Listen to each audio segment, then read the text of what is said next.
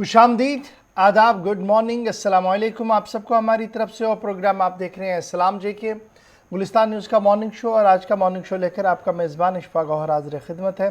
सामीन नाज़रीन, आज की अहम तरीन नशियात में जहां हम बात सबसे पहले अफ़गानिस्तान की करेंगे, क्योंकि अफ़गानिस्तान की मौजूदा सूरत हाल में अब हर पल एक नया मोड़ आ रहा है और इनखला का वक्त जो हद मुकर्रर थी वो नज़दीक आ रही है। उससे पहले क्या कुछ वहाँ पर चल रहा है और तालिबान की तरफ से एक अहम तरीन बयान दिया गया, उस बयान को डिप्लोमेटिक एंगल पर कैसे लिया जा रहा है और क्यों वो बयान इस वक्त अहम माना जा रहा है, इस पर गुफ्तगू करेंगे। जम्मू कश्मीर की खबरों से आपको रूबरू करवाएंगे, ग्राउंड ज़ीरो पर चलेंगे और आपको बताएंगे कि अब किस तरीके से और तरक्याती मंसूबों पर काम करने की कोशिश में सरकार जुड़ी हुई है। आप बने रहेंगे हमारे साथ, सुबह 10 बजे तक ये प्रोग्राम आपके साथ रहेगा। 9:40 पर हस्बे वादा कोशिश करेंगे कि हमारी फ़ोन लाइन्स खुल पाएँ, आपके साथ बात हो पाए और आप अपने मसाइल हुकूमत तक पहुँचा सके। आज इस प्रोग्राम को आप तक पहुँचाने के लिए मेरे साथ ताउन कर रहे हैं आसिफ रशीद। मैं हूं आपके साथ आसिफ रशीद। बहुत बहुत शुक्रिया आप सभी का हमारे साथ ज्वाइन करने के लिए। प्रोग्राम का आगाज करेंगे, इससे पहले हम खबरों की तरफ जाएं तो फॉर्मेट के मुताबिक सबसे पहले आज के दिन के हवाले से बात करते हैं। 30 अगस्त क्यों ज़रूरी है और कुछ अहम वाक़यात मुल्क की तारीख में और दीगर कुछ मामलात भी। 1559 में मुग़ल ख़ानदान के हुक्मरान जहांगीर की पैदाइश हुई, आज ही का दिन था।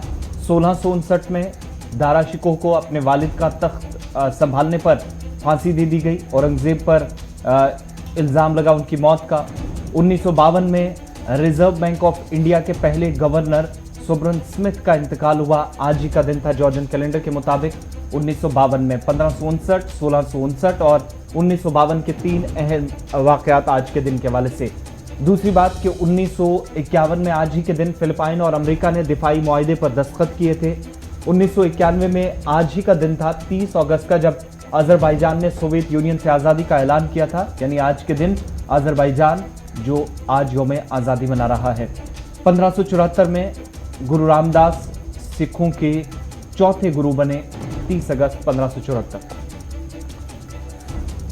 चलिए जी, ये तो तारीखी पस मंज़र था और बढ़ते हैं जी आगे। अब ज़रा बात करते हैं शुरू आज की बड़ी खबर से शुरुआत करते हैं। और बड़ी खबर इसलिए बड़ी इंपॉर्टेंट है क्योंकि इसको पॉलिटिकली भी देखा जा रहा है और डिप्लोमेटिक लाइंस पर भी इस खबर को इंतहाई अहम माना जा रहा है। क्योंकि बात अफ़गानिस्तान की जब हो रही है तो सबकी नज़रें तालिबान पर है और इसलिए भारत तालिबान के दरमियान बेहतर ताल्लुकात के इम्कानात रोशन हो चुके हैं। क्योंकि काबुल पहुंचने के बाद तालिबान का पहला बड़ा बयान भी सामने आया है। यानी तालिबान ने जिस दिन 15 अगस्त को मुकम्मल तौर पर गिरफ्त ले ली अफ़गानिस्तान की, उसके बाद एक बड़ा बयान दिया गया है। और ये बड़ा बयान इसलिए इम्पोर्टेंट माना जा रहा है और ये बयान भारत और अफ़गानिस्तान की आने वाली सूरत हाल की अक्कासी कर सकता है। तालिबान के सबसे बड़े कमांडर की तरफ से बयान दिया गया है और इस बयान के अंदर साफ कर दिया गया है कि तालिबान भारत के साथ हर मुमकिन रिश्ता बेहतर करना चाहता है। सहर मोहम्मद अब्बास जो डिप्टी हेड है तालिबान के और दोहा के अंदर मौजूद है, उनकी तरफ से पश्तो के अंदर तकरीबन 40-45 मिनट का एक वीडियो नशर किया गया है। और ये वीडियो नशर किया गया सोशल मीडिया प्लेटफॉर्म के साथ साथ अफ़गानिस्तान का जो मिली टेलीविज़न है वहाँ पर इसको नशर किया गया है। और उस दौरान उस 45 मिनट की बात के दौरान उन्होंने इस बात की वजाहत कर दी है कि किस तरीके से भारत के साथ वो रिश्ते बेहतर करना चाहते हैं। यानी जिस तरीके से पाकिस्तान के साथ वो रिश्ता बेहतर करना चाहते हैं, इसी तरीके से तिजारत हो, सकाफत हो और दीगर मामलात हो, वो सारी चीज़ें जो है वो भारत के साथ बेहतरी के साथ आगे बढ़ना चाहती हैं। और ये बयान कब आया है? जब अक़वाम मुत्तहिदा सिक्योरिटी काउंसिल के अंदर 1 महीने की सदारत भारत के पास थी अगस्त के महीने में, और उसमें उस रेफरेंस को ड्रॉप कर दिया गया, उस पैराग्राफ को ड्रॉप कर दिया गया, जिससे अफ़गानी लोगों और मुल्क दुनिया भर के लोगों को कहा गया था कि तालिबान की मदद ना की जाए, क्योंकि तालिबान इंतहा पसंद और दहशतगर्द तंजीमों की मुआवनत और मदद कर रहा है। ये पैराग्राफ ख़त्म करने के साथ जहां तालिबान के लिए राहें आसान हुई है वर्ल्ड वाइड फंडिंग को रेज करने के लिए, वहीं पर बयान अब सामने आया है तालिबान के सेकेंड इन कमांड की तरफ से, शेर मोहम्मद अब्बास की तरफ से, जिसमें उन्होंने ये साफ कर दिया है कि सूरत हाल किस तरीके की है और क्या कुछ आगे करने की ज़रूरत है। और ये बयान इसलिए भी बड़ा इम्पोर्टेंट माना जा रहा है क्योंकि पाकिस्तान की तरफ से लगातार अफ़गानिस्तान की सूरत हाल पर जब गुफ्तगू होती थी तो पाकिस्तान का एक मौक़िफ़ ये आता था कि भारत की मुदाखलत अगर अफ़गानिस्तान के अंदर बढ़ती है तो उससे ख़तरा पैदा होगा अफ़गानिस्तान के लिए भी और पाकिस्तान के लिए भी। उसका जवाब कहीं ना कहीं दिया है डिप्लोमेटिकली शेर मोहम्मद अब्बास ने अपने 45 मिनट की पश्तू तकरीर के अंदर, जिसमें उन्होंने साफ कर दिया है कि आने वाले दिनों में किस तरीके की सूरत हाल पाकिस्तान भारत के साथ तालिबान चाहता है। अब बड़ा इम्पोर्टेंट है ये जी शेर मोहम्मद अब्बास। इब्तिदाई खबरों के मुताबिक शेर मोहम्मद अब्बास ने इंडियन मिलिट्री एकेडमी देहरादून के अंदर सन 1980 में उस अफ़गान ग्रुप की क़यादत की थी जो वहाँ पर ट्रेनिंग के लिए आया था। That was 80। और उसके बाद सन 96 में उन्होंने बाज़ाब्ता तौर पर जब तालिबान ने टेक ओवर किया था तो उस वक्त भी भारत की वकालत करते हुए, क्योंकि उस वक्त वो डिप्टी फॉरेन मिनिस्टर के तौर पर वहाँ पर थे और केयर टेकर रिजीम वहाँ पर थी, तो उन्होंने ये बयान उस वक्त भी दिया था कि भारत की इफादियत और अहमियत इस खित्ते के अंदर क्या है और अफ़गानिस्तान के लिए भारत को किस तरीके से अफ़गानिस्तान देख रहा है। तिजारत भारत के साथ होगी, किसी भी कीमत पर होगी और ये सिर्फ कॉरिडोर यानी रास्ते से नहीं होगी बल्कि फ़िज़ाई सर्विसेज को भी बहाल किया जा सकता है। इस तरीके की बात और इस तरीके का इशारा जो है वो दिया गया है। ये सारा बयान आने के बाद साउथ ब्लॉक के अंदर क्या कुछ चल रहा है। साउथ ब्लॉक जो इस पूरी सूरत हाल पर गहरी नज़र रख रहा है, यानी दिल्ली की वजारत ख़ारजा, वजारत दाखिला और वजारत दिफा तीनों इस पूरे मामले पर गहरी नज़र रख रहे हैं। ताहम कोई बड़ा रिएक्शन सामने नहीं आया है। साउथ ब्लॉक की तरफ से हर एक बात को गहराई के साथ लिया जा रहा है, गहराई के साथ देखा जा रहा है। ताहम ये साफ कर दिया गया है, जो ज़राया हमारे हैं उनका मानना है कि जब भी इनखिलाब वहाँ से हुआ, यानी जितने भी भारतीयों को वहाँ से निकाला गया या जिस तरीके से वहाँ निकाला जा रहा है, उसमें काफ़ी मुआवनत और मदद तालिबान की मकामी इंतज़ामिया की थी। तभी जाकर यह मुमकिन हुआ कि भारतीयों को वहाँ से एयरलिफ्ट करवाया गया, तैयारे वहाँ डाउन हुए, अप हुए और उसके बाद भी जो सूरत हाल है वो सबके सामने कि एक एक करके अब बयानात सामने आ रहे हैं। ये टॉप इन कमांडर जो दोहा के अंदर है उनका बयान है, लेकिन आपको याद होगा कि दो बड़े बयान भी इससे पहले आए हैं। जो तालिबान के तर्जुमान है उन्होंने जहां पाकिस्तान को अपना दूसरा घर कहा, वहीं भारत के साथ रिश्ते उस्तवार करने, बेहतर करने के लिए कोशिशों में आगाज़ भी किया जाएगा। सौलिया का बयान भी गुज़श्ता दिनों सामने आया था। उससे पहले ज़बीउल्लाह मुजाहिद का बयान भी आपके सामने है, जिसमें उन्होंने कहा था कि इस पूरे खित्ते के अंदर जहां भारत और पाकिस्तान को बैठकर अपने मसाइल को हल करना होगा, वहीं पर अफ़गानिस्तान की सरजमीन को किसी भी तरीके से इस्तेमाल करने की इजाज़त किसी को नहीं होगी। तो ये बड़ा बयान माना जा रहा है जो तालिबान के सबसे बड़े लीडर शेर मोहम्मद अब्बास की तरफ से दिया गया है, और ये बयान डिप्लोमेटिक लाइंस में काफ़ी बड़ी डेवलपमेंट मानी जा रही है। जी आसिफ, चलिए अफगानिस्तान के हवाले से अब आपको मजीद अपडेट्स करते हैं, चूंकि इसके बाद दीगर रॉकेट हमलों की इतलात मौसूल हो रही हैं। थोड़ी देर में एक और बड़ा अपडेट बताएंगे, लेकिन इस बीच बड़ी खबर जो इस वक्त अफगानिस्तान से है, जहां पर अब दाइश के खुदकुश बमबार जो कार ब्लास्ट बम ब्लास्ट करने वाले लोग हैं या फिर ऐसे लोगों को जो नुकसान पहुंचाना चाहते हैं अमेरिका को, उनको निशाना बनाया जा रहा है। 4 बच्चों समेत 6 अफराद की मौत हो चुकी है। जो गुज़श्ता शाम धमाका हुआ, 4 जख्मी हुए हैं। रॉकेट हमला हुआ और खुदकुश बमबार की गाड़ी को निशाना बनाया गया, जो तालिबान का भी बाद में स्टेटमेंट ऑफिशियल सामने आया। ये वो उस मकाम की तस्वीरें जो एयरपोर्ट से तकरीबन 100 से 150 मीटर की दूरी पर है, और उसके बाद अमेरिका की तरफ से जो ऑफिशियल बयान जारी किया गया, जिसमें ये वाज़ेह कर दिया गया कि दाइश के ठिकाने को निशाना बनाया गया और दाइश के कुछ लोगों की तरफ से उनकी तरफ बढ़ने की या कार ब्लास्ट करने की कोशिश, जिसके लिए पहले अलर्ट जारी किया गया था। इस हिस्से के अंदर एक बार फिर यानी हाइड आउट का लफ्ज़ इस्तेमाल किया गया है कि जहां पर दाइश के कुछ जंगजू मौजूद थे जिनको हलाक किया गया है इस रॉकेट हमले में। सुबह एक और हमले की खबर सामने आ रही है, लेकिन ये रात की तस्वीरें, जिसके बाद अफरा तफरी इस इलाके के अंदर और अलर्ट दोबारा से काबुल एयरपोर्ट के आसपास जारी किया गया है। इसके साथ साथ अब इस रॉकेट हमले या इस ड्रोन हमले के बाद क्या सूरत हाल है। तालिबान का मानना है कि जिस तरीके का हमला किया गया है, जी हम इससे मुतमईन हैं कि दाइश के लोग, ISIS खुरासा के लोग जो थे वो एयरपोर्ट की ओर आना चाहते थे और वो मारे गए हैं। लेकिन CNN की खबर जो है वो कुछ इस तरीके से है जी, इस हमले के अंदर बच्चे मारे गए हैं और एक ही घर के कई बच्चे और अफराद जो है वो मारे गए हैं और ये मिसमैच हो गया है जी। ये CNN की रिपोर्ट है और ख़बर जो है जिस तरीके की खबर जो है आई है। तो जहां हम अफ़गानिस्तान की सूरत हाल से आपको रूबरू करवा रहे हैं जी, आगे बढ़ने से पहले आपको ज़रा एक बड़ी इंपॉर्टेंट बात भी बताते चलें, क्योंकि वहाँ पर एक और किलिंग्स भी हुई है, वो भी आपको बताएंगे। लेकिन मुईद यूसुफ का बयान बड़ा इंपॉर्टेंट है आसिफ। अफ़गानिस्तान को लेकर मुईद यूसुफ जो कौमी सलामती के मुशीर पाकिस्तान के हैं, उनका बयान आया है। उनका मानना है कि अफ़गानिस्तान को तनहा छोड़ा तो एक और 9/11 हो सकता है। तनहा छोड़ा तो एक और 9/11 हो सकता है। अब ये तनहा छोड़ने वाली बात जो है ये शायद तालिबान के गले नहीं उतरेगी, क्योंकि तालिबान अपने बलबूते पर वहाँ पर हुकूमत बनाना चाहता है। वज़ीर-ए-आज़म पाकिस्तान इमरान खान के कौमी सलामती के मुशीर डॉक्टर मुईद यूसुफ ने कहा है कि अफ़गानिस्तान को तनहा ना छोड़ा जाए। वर्ल्ड कम्युनिटी से उनकी अपील आई है। गैर मुल्की टेलीविज़न को एक इंटरव्यू के दौरान उन्होंने कहा कि पाकिस्तान अब तक तालिबान को तस्लीम नहीं कर चुका है। ये बड़ा इंपॉर्टेंट है कि टॉक्स हो रहे हैं जी, बातचीत हो रही है, टेबल टॉक हो रही है, उनके लोग भी आ रहे हैं, लेकिन ऑफिशियली अभी उन्हें रिकॉग्नाइजेशन पाकिस्तान की तरफ से नहीं दी गई है, क्योंकि वेट एंड वॉच का मामला वहाँ पर भी है। आलमी बरादरी सिक्योरिटी का जो खिला वहाँ पर पैदा हो रहा है, इससे निपटने के लिए तालिबान के साथ राब्ता करें। ये मुझे लगता है कि बड़ी इंपॉर्टेंट बात है।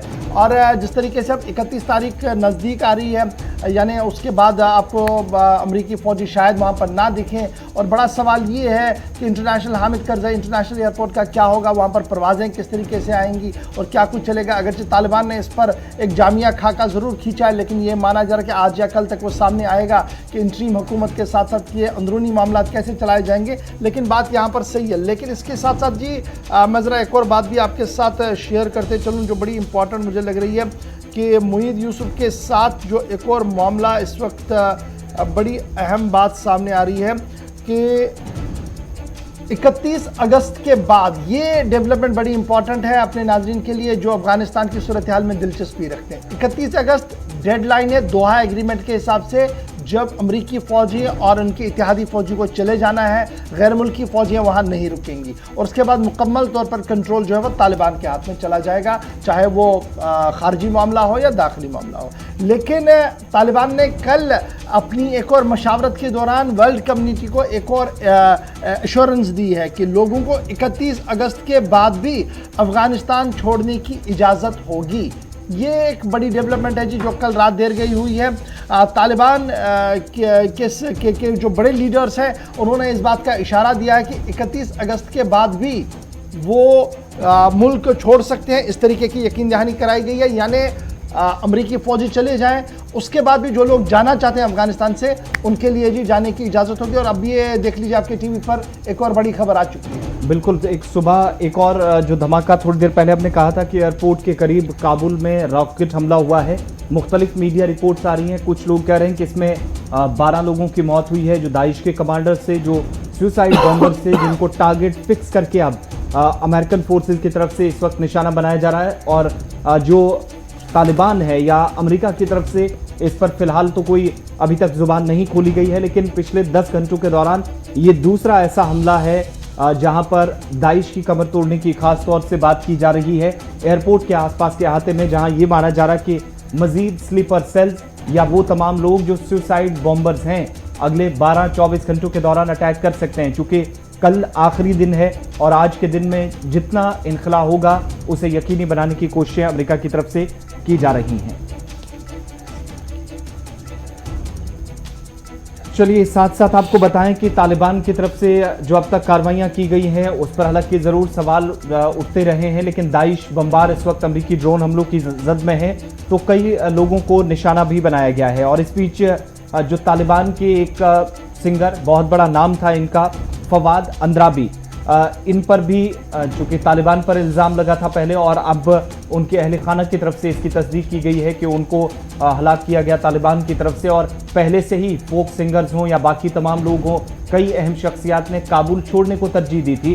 तो इनमें ये भी थे जो निकलना चाह रहे थे, लेकिन फैमिली के मुताबिक कि इनको जब ये 15 अगस्त के बाद सारा अमल शुरू हुआ, तालिबान काबुल पहुंचे और उसके बाद इनको भी तालिबान की तरफ से हलाक किया गया। उनको भी जो फैमिली का बयान अभी तक सामने आया है इशफाक। फवाद अंद्राबी के मुताबिक जो तकरीबन काबुल से 100 किलोमीटर की दूरी पर रह रहे थे, उनका मानना था कि तालिबान के मकामी कमांडर पहले उनके पास आए, उनसे बातचीत की और उसके बाद अचानक से उन्हें हलाक किया गया। उनके बेटे का बयान जो है वो सामने आया। इधर तालिबान के तर्जमान ज़बीहुल्लाह मुजाहिद की तरफ से ये साफ कर दिया गया है कि अगर ये वाक़या सही है और तालिबानी कमांडर्स की तरफ से गोली चलाई गई है तो इसकी ज़रूर तहकीकात होगी। अब ये जो मामला है ये कंट्रोवर्शियल जोन के अंदर हुआ है, क्योंकि ये मामला अभी ये जो इलाका है ये मुकम्मल तौर पर अभी न तो तालिबान के हाथ में है और ना ही मुकम्मल तौर पर ये अभी उनके हाथ से चला गया, यानी 50-50 है। वहाँ पर नॉर्दर्न अलायंस का भी रूल है और तालिबान की भी पकड़ जो है कुछ सूबों के अंदर, कुछ डिस्ट्रिक्ट के अंदर जो है वो पाई जा रही है। फिलहाल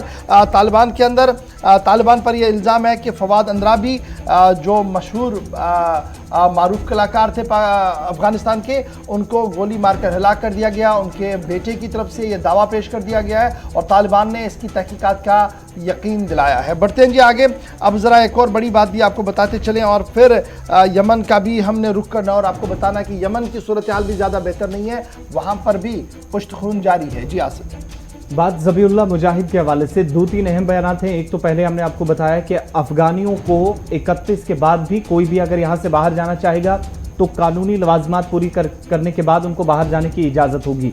लेकिन ज़बीहुल्लाह मुजाहिद का एक और बड़ा बयान सामने आया और इस बयान के मुताबिक कि इस्लाम के नाम पर किसी भी गिरोह को कत्ल करने की इजाज़त नहीं होगी। ब्रेकिंग जरा प्ले कर दीजिएगा। और 31 अगस्त की यानी कल जो डेडलाइन हम बार बार कह रहे हैं कि अमेरिकन फोर्सेस को 31 तक निकलना है, इससे आगे एक भी दिन नहीं बढ़ाया जाएगा। एक खबर सा इदारे के साथ और उसके बाद मुख्तलिफ टीवी चैनल्स के साथ ज़बीहुल्लाह मुजाहिद ने बात की और सीधे तौर पर जवाब दिया जा रहा है कि काबुल के अंदर जो कुछ हुआ, इन हालात से मजीद बचने के लिए 31 अगस्त से आगे एक भी मिनट है या जो डेडलाइन है उसमें कोई किसी किस्म की तब्दीली तालिबान नहीं करेगा और अमेरिकन फोर्सेस को जितना जल्दी हो सके 31 तक निकलना और उसके बाद तालिबान के पास मुकम्मल कंट्रोल जब जाएगा तो 31 अगस्त की डेडलाइन में ना ही कोई तब्दीली होगी, लेकिन इजाज़त इस बात की ज़रूर दी जाएगी कि जो चाहे वो अफगान शहरी हैं, मुल्क से बाहर जाना चाहते हैं या गैर मुल्की लोगों को उनके इनखला को कामयाब बनाना, उसके लिए यकीन दहानी कराई गई है। ज़बीहुल्लाह मुजाहिद के मुताबिक काबुल एयरपोर्ट के करीब धमाके की तहकीकात की जाएगी और हम अफगानिस्तान के अंदर अमन व इस्तेकाम चाहते हैं। जो तबाही इन दिनों एयरपोर्ट के आसपास देखी गई है उससे बचने के लिए हम इनखला जल्द चाहते हैं, जितना जल्दी हो सके। और इसलिए उन्होंने वाज़े अल्फाज में कह दिया है कि कल यानी 31 अगस्त आखिरी तारीख है, डेडलाइन में तोसी नहीं की जाएगी। अमेरिकन फोर्सेस को अपनी तय डेडलाइन या जो मुकर्रर किया गया दिन है उसके मुताबिक निकलना होगा, उसमें कोई भी तब्दीली नहीं आएगी। चलिए बढ़ते हैं आगे। बात अफगानिस्तान के बाद आपको ज़रा बताते हैं मुत्तहिदा अरब अमारात के एक करीबी हिस्से यानी यमन की। यमन के अंदर भी चूँकि तबाही के मनाजिर देखे गए हैं और एक हमले के दौरान हूसी बागियों की तरफ से मिसाइल जहां पर दागे गए हैं, 30 यमनी फौजी इस मिसाइल हमले में हलाक हुए हैं, 60 से ज़्यादा ज़ख्मी हैं। और जो इब्तदाई रिपोर्ट्स आ रही हैं जहाँ पर जुनूबी यमन का लहज सूबा है, एक फौजी ठिकाने को निशाना बनाया गया, उसके बाद तेल टैंकरों को निशाना बनाया गया और उसके बाद फौजी तनसीबात को दोबारा यानी यके बाद 3 अलग अलग मिसाइल हमले हुए हैं और हूसी बागियों ने इन हमलों में यमन के 30 फौजियों की जान ली है, 60 से ज़्यादा ज़ख्मी हैं, जिनमें बताया जाता है कि कई सीनियर अफसरान हैं जिनको टारगेट किया गया है, क्योंकि फौज के जो क्वार्टर्स थे उनको टारगेट किया गया है। फौज की सबसे बड़ी जो सेंट्रल कमांड इस हिस्से के अंदर मानी जाती है उसको टारगेट किया गया है। और हूसी बागियों ने लहज सूबे में फौजी ठिकाने पर जब मिसाइल दागे तो कुछ ही मिनट के बाद एक इलाके से संभलने की कोशिश थी, दूसरी तरफ ऑयल टैंकर्स को निशाना बनाया गया। यहाँ पर भी शदीद नुकसान की इतलात मौसूल हुई हैं, लेकिन ये जो 60 की 60 हलाकतें हैं ये सब एक फौजी ठिकाने के अंदर, जिनमें 12 से ज़्यादा सीनियर अफसरान शामिल हैं, इस तरह की इतलात मौसूल हो रही हैं। गुज़श्ता 7 बरसों से ईरानी हामियों हूसी बागियों में और जो यमनी फौज है उसमें लड़ाई चल रही है। सरकारी अफवाज की मुसलसल चलाई जा रही महमात के बावजूद हूसी बागी अब भी इस सूबे के अंदर काफ़ी ज़्यादा सरगर्म नजर आ रहे हैं और अपनी यहाँ मौजूदगी का उन्हें एक बार फिर एहसास कराते हुए मिसाइल हमले किए हैं और 30 यमनी फौजियों की जान चली गई है, जो मुख्तलिफ रिपोर्ट्स पहले सामने आ रही थी, लेकिन अब इसकी ऑफिशियल कंफर्मेशन यमन सरकार की तरफ से भी कर दी गई है कि 60 फौजी जख्मी हैं, 12 सीनियर अफसरान इनमें शामिल हैं, 30 लोगों की अब तक मौत हो चुकी है, जो सारे के सारे फौजी हैं। चलिए जी, यहाँ पर छोटे से ब्रेक के लिए रुकने, ब्रेक के उस पार आएंगे तो आपको बताएंगे कि मुल्क के अंदर अब सियासत किस तरीके से चल रही है। वजारत दाखिला, वजारत दिफा का एक बड़ा बयान सामने आया है और ये बयान पाकिस्तान से लेकर चीन और चीन से लेकर अफगानिस्तान तक का है। बताएंगे आपको छोटे से ब्रेक के फौरन बाद।